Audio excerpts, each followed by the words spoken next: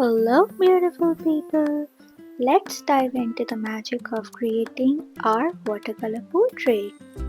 It might sound like a big task, but don't worry, we are keeping it simple, loose, and oh so fun. For my portrait, I will be painting my mom wearing a sari because it feels so special and close to home. Let me break this down for you in an easy way. We are going to start with some simple shapes to map out the figure.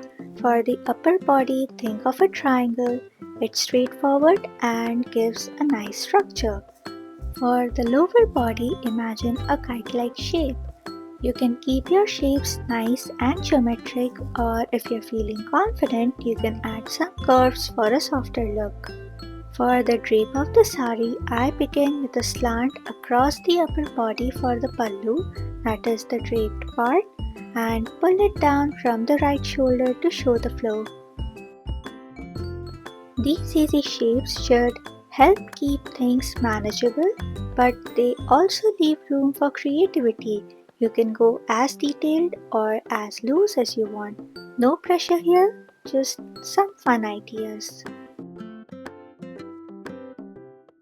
Now since the drape is falling down from the hands and the hands are curved, I am creating that curved S shape starting from the fold of your hands and going straight down.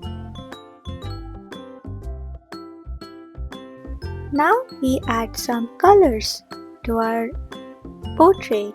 The sari in my reference picture is a dark blue purple, but I am mixing things up with a light blue and purple combination to make it vibrant. This is your painting, so feel free to experiment. But I feel when it comes to portraits, we don't want to change things too much. After all, it's all about keeping that connection to the person or that place or a pet that you are painting.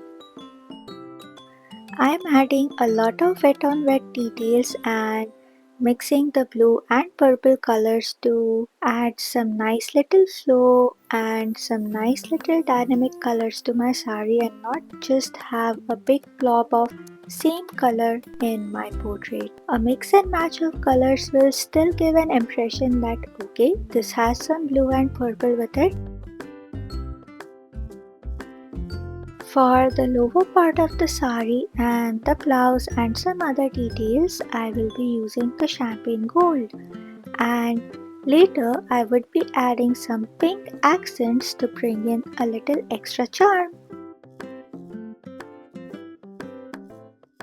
For the skin, we are not going too much into technicalities, but for starters, you can mix orange, pink, yellow, and create a super light wash of it. And to adjust the skin tones, you can add a little bit of brown to it. I'm keeping it simple and using just a brush pen for the face details, but you could also go in for the finer details like maybe adding the eyes or the lips if that is what you prefer.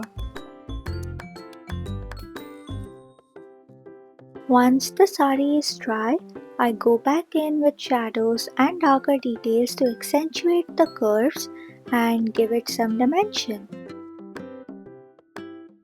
And for the hair, I use a mix of black and brown to keep it natural but bold. And that's it. Your portrait is ready to shine. Here's the thing. There is no need for you to stress about perfection, especially when it comes to the details. If adding the facial features feels a bit scary for you, that is totally okay. You don't have to include them at all. Or if you would like, you could just keep it minimal with just the eyes, lips, or even a soft blush to bring the face to life. This is your portrait and you get to decide what goes inside it. Whether it's detailed or loose, bold or subtle, it's all about capturing the feeling and not just the likeness. So take a deep breath, trust your instincts, and let your hands and creativity flow freely. After all, The beauty of art is that it reflects your own perspective and story. We are going to be bringing our Polaroid together in the next video. I'll see you there. Bye.